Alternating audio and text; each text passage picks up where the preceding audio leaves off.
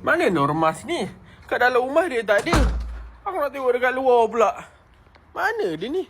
Normas, sayang buat apa kat luar-luar ni tengah panas-panas ni? Sayang kena bertenang.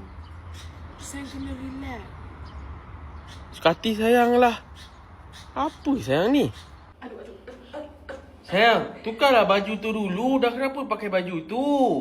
Abi, tolong ambilkan Halia untuk saya. Tukar baju. Dia ni dengar ke tak dengar apa aku cakap ni?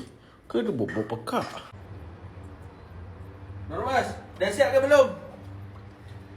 Normas, boleh stop tak? Kenapa Rasi pakai baju macam ni je? Apa Abi ni? Shh, jangan marah-marah boleh tak? Abi tahu tak? Abi tak tengok ke sekarang trend orang semua? Trend orang semua. Sebab itulah Abi tengok ni saya ni pakai Temporia punya cushion culture ni. Nampak? Pakai lip matte Temporia juga. Sebab apa saya nak jadi wanita berculture? Wanita berkaca? Apa kaitan dengan Raya? Ada kaitan lah. Semua orang sekarang semua tengah pakai baju-baju macam gini. Nak vibe-vibe Saloma. Takkan saya nak tertinggal trend? Takkan, tak boleh.